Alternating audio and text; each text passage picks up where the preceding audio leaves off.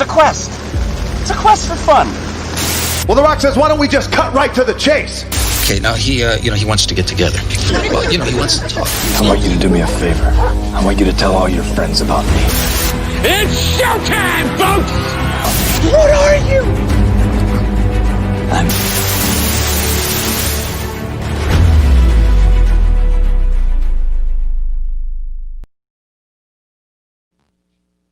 Hello there. Greetings and salutations, everybody. Welcome to Our Way Mandalorian Review. We are going to do a spoiler-heavy recap and review of this week's episode, but I am not alone on this journey. I am joined by Gregory Lee, also of Nerd Culture, and Nick is here as well. Gentlemen, how are you today? Good. I'm doing well. Doing real good. Doing real well. I'm in New Jersey for about 2 more hours. A little bit of behind the curtain, giving us a peek into the travel habits of the new kid on the block here, Nick. So, ladies and gentlemen, I should say, for those of you who are watching this live and at home, please feel free to drop your thoughts, your opinions, your speculations, your conspiracy theories, whatever it may be. And a special shout out to Thomas Carter Rochester. I know you said you missed out on last week's episode. This is your chance. Get in on the chat right now. This is your chance, man. So anyway, to dive into this thing, and we see that Caroline is with us. Caroline, how are you? Thanks for being with us. So real quick, I'm going to give you a spoiler-heavy recap of this week's episode. We're going to go into our thoughts and go from there. So reminder, this is spoiler-heavy. If you have not seen this week's episode, put this video in your watch later list. Go on Disney+, watch the episode, and come back and chime in on this later. Anyhow, so this week's episode was called The Siege. Once again, Mando continues his quest on how to figure out where he's going to bring this kid to a distant planet, to a mystical group of Jedi, reunite the child with his, peoples, his peeps, whatever. And he comes across a place he's been before in Season 1, Navarro, and he hangs out with Greef Karga and Cara Dune make their most anticipated return. 2 of our favorite characters from Season 1 are back, and they say, hey, things have changed around here. Things are changing for the better. We got people living here now. There's not as much chaos as there was before. Cara Dune is now the marshal of the town. Greef Karga is working, some of the inner workings of the town, some of the trade routes, and making sure things are going smoothly behind closed doors. He has a creature that made an appearance in Season 1 as his assistant, if you will, and if anything bad happens, he's going right back into Carbonite. They made that very clear about like 12 times during the episode. Yes. Carbonite's very uncomfortable. We were talking. I was talking about that with my friends. Like, do you think that hurts? And I'm like, I think it tickles. Yeah, no, that hurts. I forget the creature's name, but the creature said, I can't still see out of my left eye because of my Carbonite incarceration. So here's the deal. Mando drops the kid off at school. The child is hanging out with humans, kids, that was like my favorite creatures, part. protocol droids, whatever. And he's just sitting there eating cookies. He takes a back seat, as he's been doing for the last several episodes now, which I'm fine with because I'd rather see Mando kicking tail and taking names and seeing where he's going rather than where the kid's going to end up. So what ends up happening is that Cara Dune and Greef Karga say, hey, there's a situation on the outskirts of town. There's a factory that has been stockpiling weapons. It's an old school Imperial factory. We need to go in there, overload the core, shut it down, explode this thing so it doesn't affect anybody, and we don't have any remnants of the Imperial troopers coming in and trying to take over, or whatever the case may be. Maybe a little bit of resistance from the old school of the Empire. We'll see. So they go there.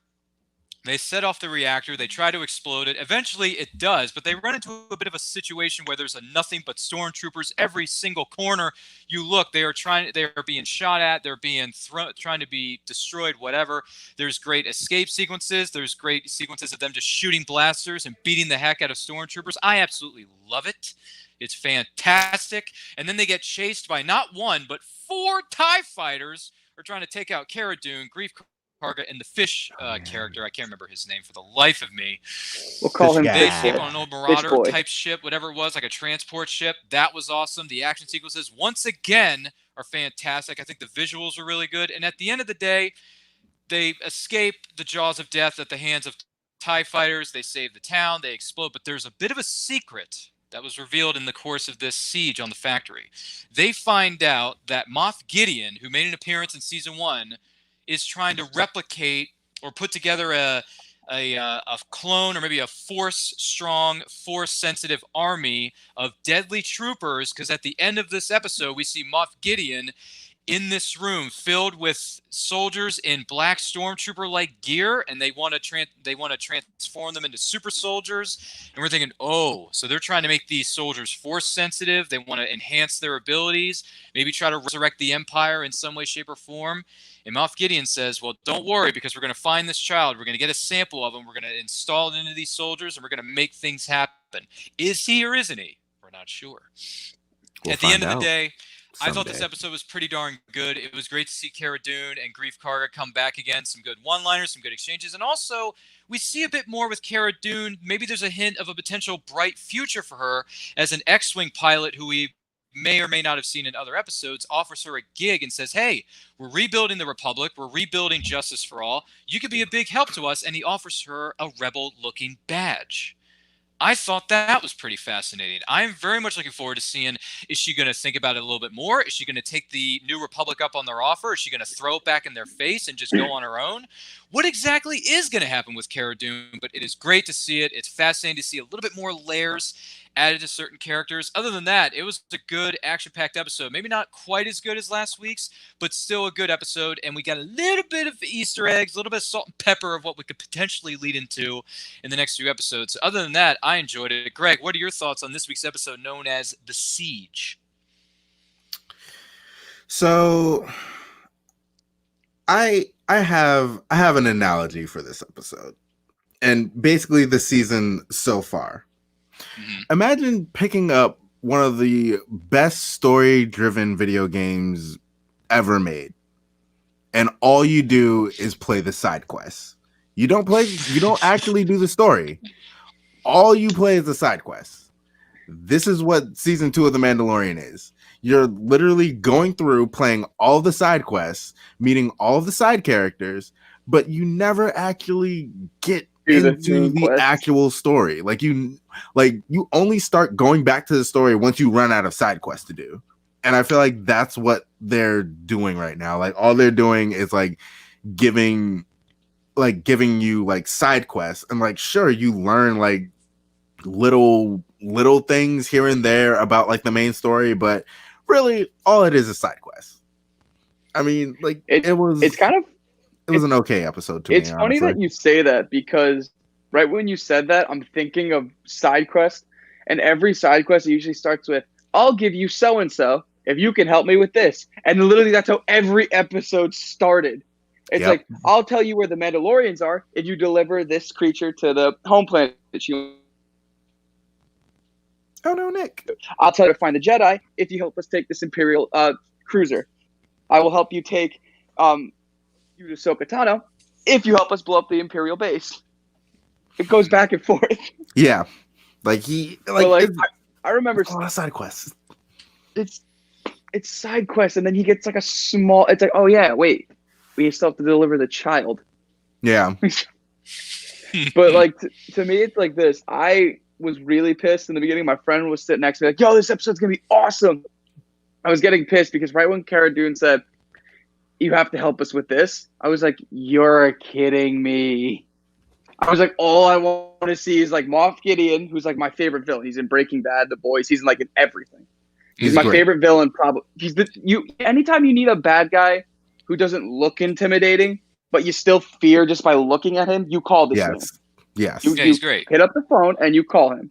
Then I just want to see why Baby Yoda is so important to them. I wanted to see Mando actually go and do some cool stuff, and why the Darksaber is in his hands.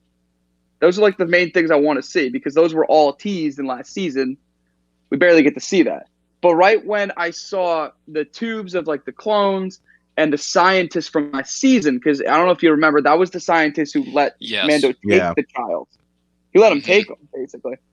We finally figured out what it is. They, like Ryan was saying, they're building super soldiers. And then you see at the end that they put a tracker on the ship, which means we're finally going to see him go on the offensive now. He's not going just waiting almost. He's going to attack. I hope. There might be another side quest. If there's a side quest, I'm just going to skip it and I'll watch till the end, because I feel like that's all you need at this point. Watch the last 5 minutes and you're good. It's what happens? It's what am I doing here? You see the side quest didn't happen. You see a glowing The cat, last- and you're just like, I have a quest for you. I was like, all right. It's like last season, the filler episodes weren't even until like episode 5, and there were only like 2 or 3 of them, and then you got right back to the main story, just Yeah. because they wanted to drag out the season. This, Yeah. it's like it's all been filler so far. It feels like to me. It really, it really does feel like a lot of filler. I feel like Like, I'm it's- watching like It's still fun, but like, No, I I'm can not saying see. it's not fun. Yeah, I can see how you would interpret it that way, and also, yeah, it feels like every episode now he gets one step forward, then he gets 2 steps back by someone saying, "Hey, you're gonna get more info, but we need you to do this first. Like, we need you to do X, Y, and Z before you can end up with this." So I can understand where you're saying, "Oh, every episode is exactly the same," because he goes 1 step forward and then he's 2 steps back. Well, if I'm going to get to this part, if I'm going to get to this piece of information, I got to save these people. I got to save this village. He did it in the first episode. He did it in the net. I mean, it's just, I can see where you're coming from, but to me, the thing that keeps me interested, I should say, as we go along within season 2, more specifically, Yeah. I don't know. Maybe it's because that I just like I understand the side quests are getting tedious, and it's kind of like, okay, guys, we get it. Side quests have happened a lot, but let's get to the actual story and not just this. I like it just because the suit is so good to look at, and whenever Mando is beating the heck out of somebody, It's whether it's on a so side clean. quest or It's not, so I'm just clean. in awe of that. Like, anytime he pulls out his blaster and he's blasting at stormtroopers, like, I could watch 2 hours of that and not get bored. For me, anyway. I know that's not what everybody thinks, but you know, it's 2 it's things I good. loved about this like episode. I have to say, like, for example, I like this episode not as much as last week's because I feel like they peeled back even more layers with last week's episode than they did with this. But at the same time, it's so good to see Grief Karga and Cara Dune make an appearance. awesome to see them. And the reason I was happy about this episode too, you finally see an actual like character arc. You see progression, like with Cara Dune. You found she's from Alderaan. Everyone she knew is dead now. You know, Yep. kind of like why she's a little bit of the way she is, and you almost want to see her like. To me, I feel like they're setting up like a Blaze of Glory thing, in the sense that like she just may go like all out and either like and meet like an untimely end to me, because like at that point it's almost like they're setting up for something big with that, because that's not like just lost everybody. Her whole planet like was exploded. yeah. She was from. That's not just something small. That's huge. And second, since when can stormtroopers shoot? They hit Mando like 7 times in this episode. But it They doesn't couldn't matter. It couldn't didn't hit a matter. single person in the trilogies. They can't hit a single person, but they can hit this man who's the most expert bounty hunter in the world 7 times. I But- know it but doesn't matter. It doesn't matter because like he can just get shot. Like That's how There's no strong this risk for Death him. Star armor is.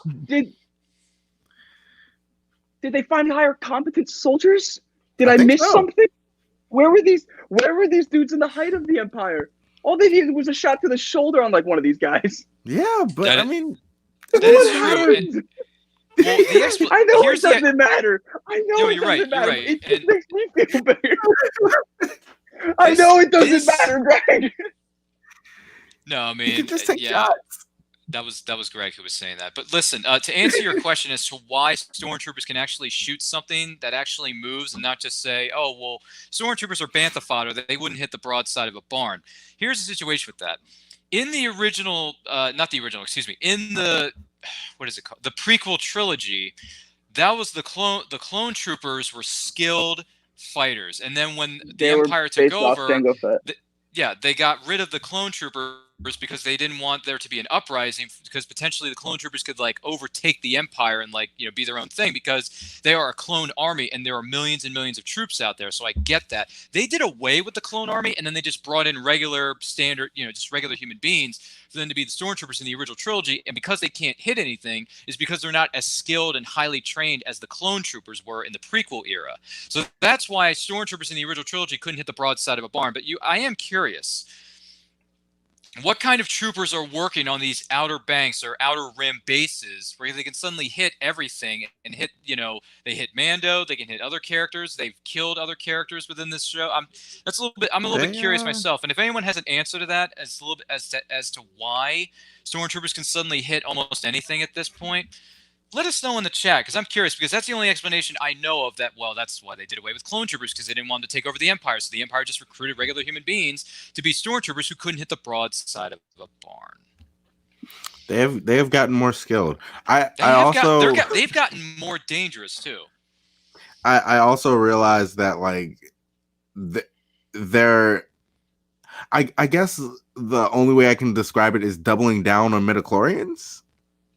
You're doubling down on midichlorians. Because like they were just talking about the kid's blood and they were just like I can only extract so much, and like for the M count in their blood, I was just like, yes.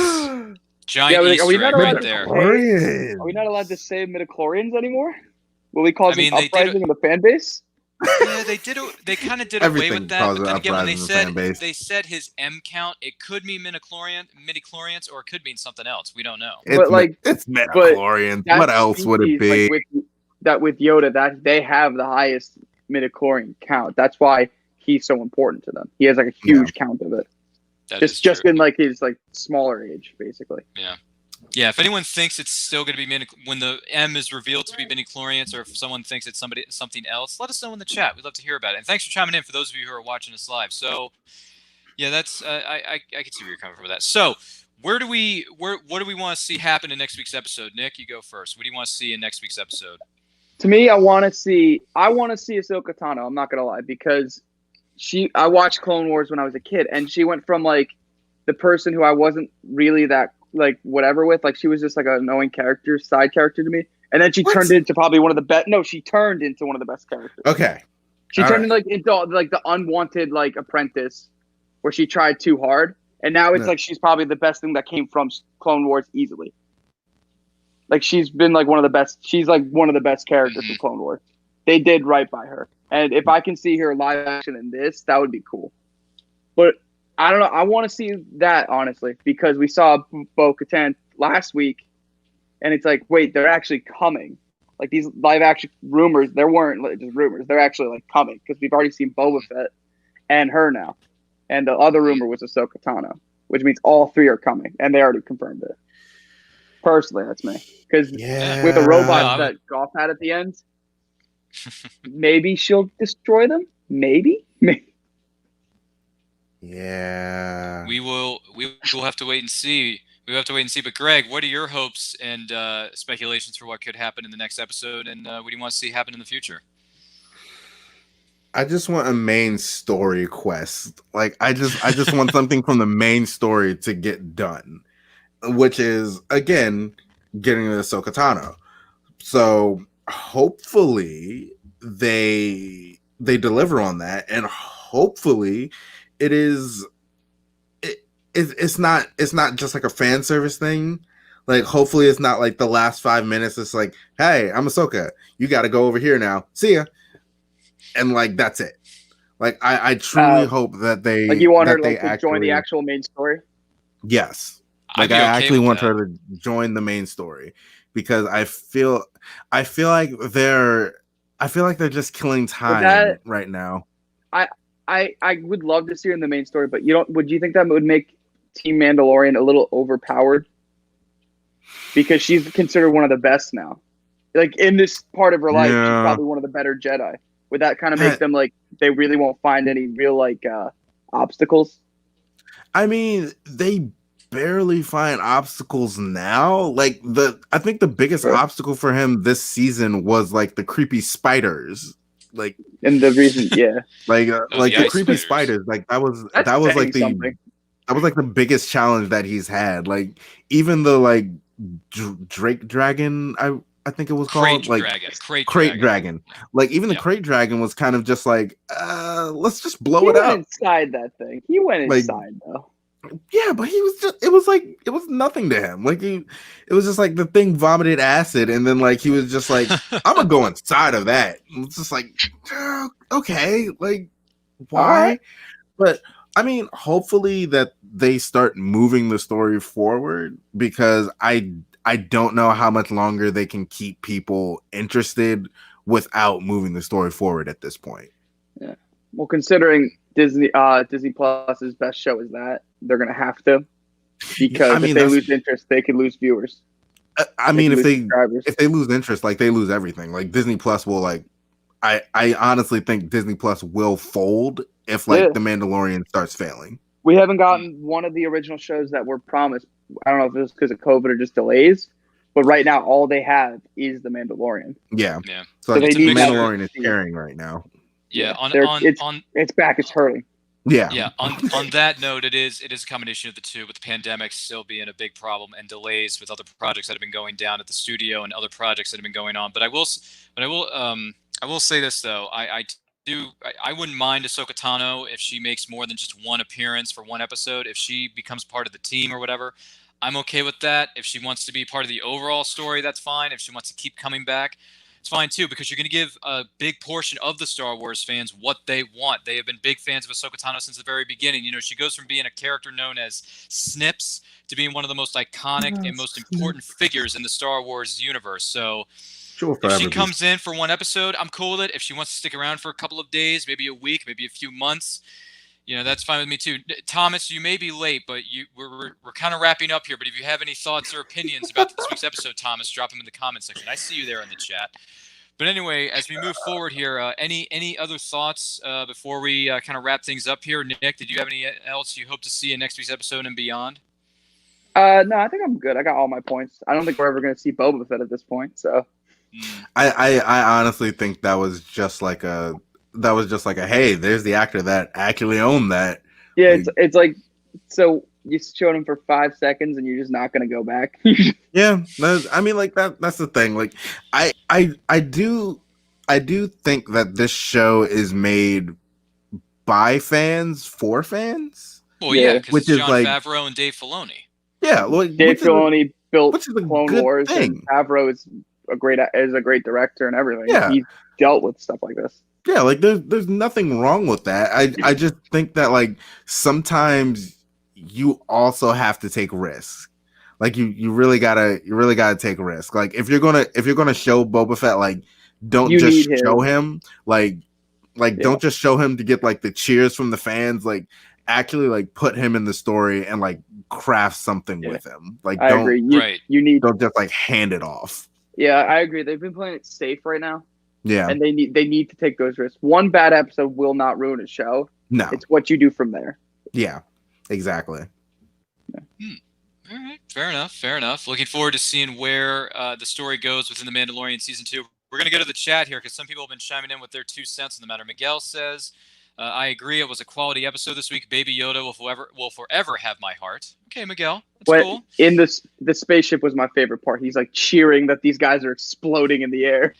Yeah, like he's like, "Yes, die trash." Also, I think this was like the first episode that Baby Yoda ever used his powers again, like since season 1. Like, and it was the steel cookies. My roommate was calling these like cookies. My roommate was screaming. He's like, "Steal the cookies! Steal the cookies!" And then all of a sudden, he's got him in his hands, like, "Hi." Yep, kid looks right into his eyes, and the kid says, "No, like you're not getting these cookies." How do you say no to that? You give him one, dude. Just give him one. No, come on, kids are selfish. Kids are selfish. Well, he's a child. He's like 50. It is a child, but maybe that kid in this episode was having the Napoleon Dynamite mentality, where the friend who was sitting across from Napoleon says, or no, the kid from Napoleon says, "Hey, Napoleon, give me some of your tots." And then Napoleon, in this case, is the kid in the school, says, "No, I didn't have flipping anything today." You're not getting them. Gosh. There's a difference between equal height on high schoolers and an elementary school kid looking at what he knows as maybe like a 2-year-old, barely. Well, that's true. This big, just waving hello to you. It's two very different points of view. Let me just put it to you that way, which is, yeah, that's true. And Thomas, you know what they say, better late than never. He has some thoughts on this. He says, next week we're going to get Ahsoka. Dave Filoni's directing next week's episode. You all probably said it earlier. This last episode is up there in my favorites. I love a good siege as well as a good heist. I don't know, man. I don't know, Thomas. Like, you weren't here, but like I was saying earlier, like it's a lot of side quests, buddy. It's a lot of side quests. Let me ask you this. Has anyone seen the meme going around on the internet from the original Shrek movie where he's talking to Laura Farquaad and then he looks up at him and says, "Quest? I'm already on the quest," which is every Mandalorian episode ever. Yes. I've never seen it. I've never seen it. That meme has been going around the internet lately. I thought that's the Mandalorian at this point. Like the Mandalorian is just quests. I saw a meme. It was like, yeah. sorry, I didn't make it up, but I saw a meme. It was like Disney Plus increased Mandalorian viewership by tenfold, and it was his helmet over Palpatine from the Revenge of the Sith. Like, I am Disney Plus. Yes, I saw that one too. I was going to ask you guys if you've seen that on the interwebs. I know? Yeah. I was very happy. I read the chat, Greg. Yeah. You get your props. Those two memes that have been going around the internet lately, I think those are hilarious. Thomas also goes on to say that Boba Fett is rumored to be a big part of season 3 of The Mandalorian. I hope so. I thought he was getting his own show. That would be nice. I heard rumors he was getting his own show. Ooh. Yeah, I heard that too. But that would be horrible because what do you have two Mandalorians doing like old Western stuff, side quest stuff? That would be if he does get his own show, like it would have to be a completely different It would have to be a completely different show. It couldn't be a space western. How much different are you going to make it, though? They literally look the same. They act the same. I don't know. To be honest with you, I'm not sure. Thomas goes on to say, fun fact, Jon Favreau also voiced the character known as Pre Vizsla during the Clone Wars. Actually. I knew that, actually. Yeah, he's the dude who shot the other Mandalorian screaming, failure. He's like, failure. Now this just gives me an excuse to rewatch Clone Wars. Such a good show. To be honest with you, I should probably go back and watch more of Clone Wars because I've only seen season 1. Have you seen the last season, Ryan? Have you seen the last season? No, I've only seen season 1. What is wrong with you? Ryan, bud. The last season is unreal. I heard it was, and Thomas and David from Lights, Thunder, Action. There's your plug there for you, Thomas. They talk about that. Let me see here. Thomas says, how is it a side quest when it is crucial to last season's plot of removing the imps from Navarro, and it leads to the revelation of how fracked up the soon-to-be First Order is going to be? Wow. I mean, I like that, by the way, Thomas. Your use of the word frack, I love it. I will admit that is true. Like, it does wrap up something from like the first season, but like it doesn't really move the story forward. Like it's just like, okay, like let's clean up this one thing from like season 1 that like kind of doesn't matter to season 2 right now. Like season 2 is supposed to be if that 5-minute clone scene wasn't in it. Oh, we lost Greg. Yeah. No, he's still here. We lost you. You're frozen, bud. Oh, he's back. He's back. You keep coming back in. But anyway, aside from that, Greg, as we've asked you this question a few weeks ago. I'm going to ask it again as we wrap up here. Who hurt you? Clearly the Mandalorian. You're like the Debbie Downer, like every week. I mean, but hey, I'm trying to look at the show without like rose-colored glasses. I get it. Like, Greg. I'm trying to just look at it and be like, you know what? I love Star Wars. I love everything about it. But every show on the internet, forward. Every show on the internet needs someone to be the devil's advocate, and that's who you are. And we appreciate you for that. Man, Thomas, you're just coming in hot with these last-minute comments here. He says, so a tracker on the Razor Crest, and finding out Gideon is alive, and then he has some droids and or super soldiers, yada, yada, yada, Satan's whatever, doesn't move the ball forward, Greg? I can respond. I can answer that one right now, actually. Go ahead. We knew Moff Gideon was alive last week because he talked to the one soldier. We knew he was alive last week, and we also technically knew he was alive last season when he pulled out the Darksaber. Yeah. Ooh. And if it wasn't for, in total of 5 minutes, we knew about the child being cloned and the super robots. And it's like, okay, but if those 5 minutes weren't in it, that's a typical side quest. They added that to make sure we would still be intrigued. I feel like because if they didn't add that, people would have been pissed. They're like, oh, another side quest. Yeah, I mean, like I said last week, it's just like they give you just enough to keep coming back, and I will come back. I will come right back. It's like I'm watching Naruto right now, and it's like I'm skipping so many like seasons because it's like, yeah, should I watch it? Yes. Am I? No, because I want to watch the good stuff. Yes, I want to watch the real fights. I want to watch the real story. Exactly. Like I'm not watching this side quest stuff. They give you just enough to come back, and like I'm going to keep coming back. Where? There's a little teaser at the end of each It's like, episode to keep the ooh, audience coming back. I'm coming back for you. Sometimes Just less when I is more. thought I was out, they pulled me says. back in. Thomas says, Greg, I do appreciate a good devil's advocate, Greg. So there you go. Thomas, Greg, I you appreciate got you. Appreciation in the chat room. I Thomas appreciate says, but you, Mando Thomas. didn't know about that army. He thought Baby Yoda was safe. Okay, fair That enough. is Fair true. enough. He did. He knows the child is in danger, but not how much danger. I you know what? I get it. One of these days, I think Thomas Carter Rochester needs to guest star on one of our Way Mandalorian review shows. Because he says if it wasn't in it, it would be a typical side quest. So what you're saying is because it's in there, it's a main quest. Lawyered.